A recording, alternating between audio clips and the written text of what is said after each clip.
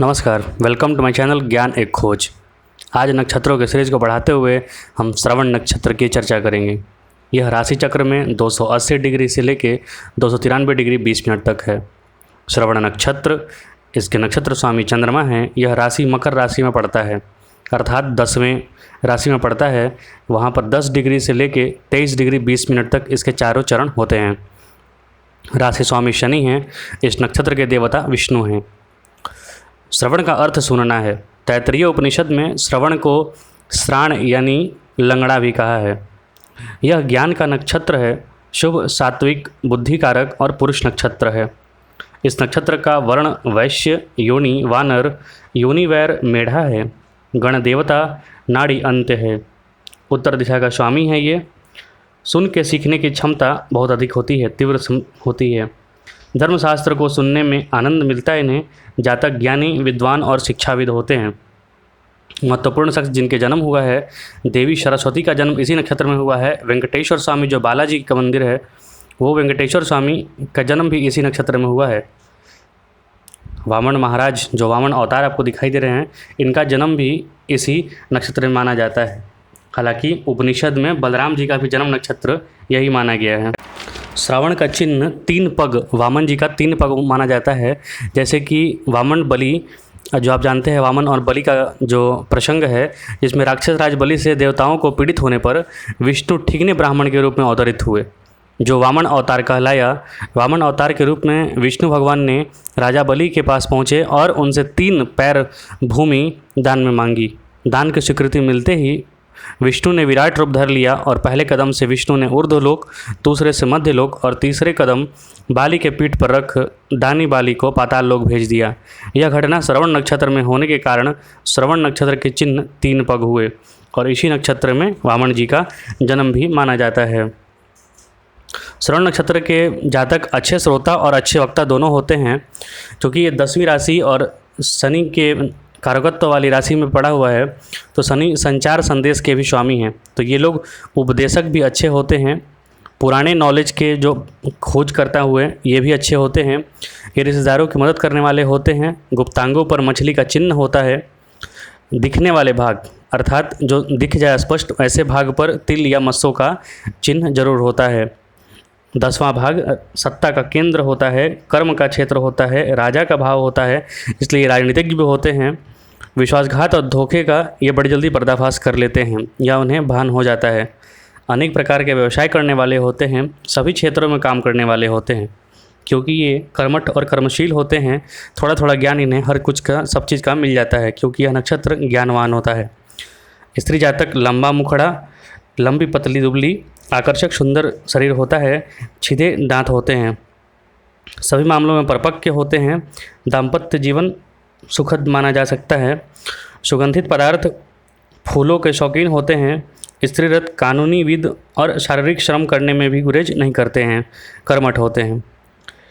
हालांकि इस नक्षत्र के स्त्री जातकों के लिए थोड़ी समस्या ये है कि इनकी पति से मांगें बहुत ज़्यादा रहती हैं, जिसमें वह परिस्थितिवश पूरा नहीं कर पाता है। इस नक्षत्र के कारकत्व हैं चालाकी, ठगी, भगवान की भक्ति, सलाहकारी, दवा, बस्तियाँ बनवाना, विशेषज्ञ, अध्यापक, कानों की चिकित्सा, कथावाचन, कथावाचक, प्रोफेसर, वेद अध्यापन, शास्त्रों का अर्थ जानना, धार्मिक कार्य आदि श्रवण के अंतर्गत आते हैं। अर्थात इस नक्षत्र के जातक अच्छा बोल लेते हैं, अच्छा उपदेश दे लेते हैं, क्योंकि इनमें ज्ञान की कहीं कोई कमी नहीं रहती है। इसके देवता श्री हरि विष्णु हैं। इस नक्षत्र में माना जाता है कि अगर गुरु आ जाएं तो ये नक्षत्र में नीच हो जाते हैं। कारण ये है कि गुरु के नीच होने का, ये गुरु ज्ञान के तो भरपूर देवता हैं, साथ ही साथ प्रवचन देने वाले भी हैं, और ये नक्षत्र भी प्रवचन करता ही है। अगर दोनों सिर्फ प्रवचन ही करते रहें तो उनका अपना कार्य कौन करेगा। अर्थात अगर गुरु इस नक्षत्र में आ जाते हैं या फिर 10वीं राशि मकर में आ जाते हैं तो नीच के इसलिए हुए क्योंकि वो जातक बिना मतलब का हर जगह प्रवचन देते रहता है। हर जगह सबको अपनी राय रखते रहता है। जितने भी आप समाज में आपको रायचंद मिल जाएंगे, ये सारे लगभग इसी मकर राशि से ही प्रेरित मिल जाएंगे। हर चीज़ में अपना राय जरूर रखते हैं ये लोग, इसलिए यहाँ पे पीड़ित हो जाते हैं। क्योंकि ज़्यादा बोलना भी एक तरीके से अपमान का कारण बनता है। श्रवण नक्षत्र में व्यक्ति श्रीमान होता है, धनवान होता है, विद्वान होता है। इन लोगों की वाक शक्ति अच्छी होती है। ये लोग अपने कार्य क्षेत्र में प्रसिद्ध होते हैं, जीवन में अच्छा धन कमाते हैं। वाराह जी ने कहा है, श्रीमानः श्रवणे श्रुतवानु दारदारो धनान्वितः ख्यातः। ये स्वयं भी उदार होते हैं, अर्थात विनम्र और दूसरों के काम आने वाले होते हैं। अपीच इनकी पत्नियां भी उदार व खुले दिल वाली होती हैं। धार्मिक कार्यों में श्रम, समय व धन दोनों देते हैं। काव्यात्मक बातें, पौराणिक आख्यान सुनने में इन्हें काफ़ी आनंद मिलता है। नारद जी ने कहा है, उदारदार श्रुतिवान श्रीमान वक्ता धनान्वितः काव्यकृतः श्रुताभिज्ञो धार्मिकः श्रवण अर्क्ष। श्रवण नक्षत्र में उत्पन्न व्यक्तियों में कविता शक्ति भी अच्छी होती है। साधारणतः ये लोग धनी और विद्वान होते हैं। पौराणिक कथाएं सुनने का शौकीन होते हैं और ये सुनाते भी हैं लोगों को। साधारणतः ये लोग किसी व्यक्ति के प्रभाव में नहीं होते हैं, लेकिन गुस्से की परख में ये गुणी जनों के भक्त हो जाते हैं। दूसरों के अगर गुण को अगर समझ जाएं तो ये उसके भक्त भी हो जाते हैं। इसीलिए कहों पर श्रुतिवान कहा जाता है, अर्थात सुनने पर ये कुछ भी निर्णय लेते हैं। तो कहीं पर शास्त्रानुरक्त बताया गया है। पराशर के मत से ये लोग अपनी जाति बिरादरी में अच्छी उन्नति कर लेते हैं।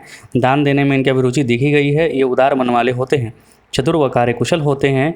इनका स्वास्थ्य सामान्य होता है, साधारणतः मध्यम रहता है। ये लोग दृढ़ता के कारण वृद्धता के चिन्ह और अपने शरीर में शीघ्र धारण कर लेते हैं, अर्थात शीघ्र मतलब बहुत कम उम्र में भी ये थोड़े ज़्यादा उम्र के लगने लगते हैं। इनके शत्रु इनसे भयभीत होते हैं। पराशर जी ने कहा है, ज्ञाति श्रेष्ठो धनवान वान रुचि दान रुचि विचिभर्वति दक्षिणो दक्षिण नित्यम रोग शरीर श्रवणे हद शत्रु पक्षश्च। दूसरों को सलाह देना, दूसरों के लिए अच्छा सोचना इस नक्षत्र में भी कहा गया है, क्योंकि भगवान विष्णु सबका भला करते हैं जो इस नक्षत्र के स्वामी हैं या फिर देवता हैं। श्रवण नक्षत्र में बहुत अच्छे अच्छे लोग हुए हैं, अध्यापक होते हैं।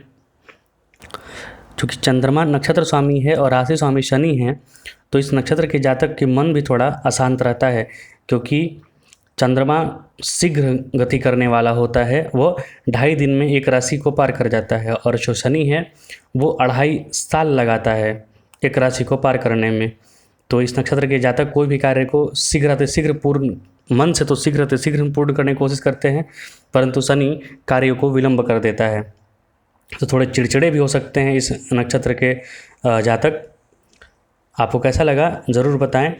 धन्यवाद। मिलेंगे अगले नक्षत्र के साथ।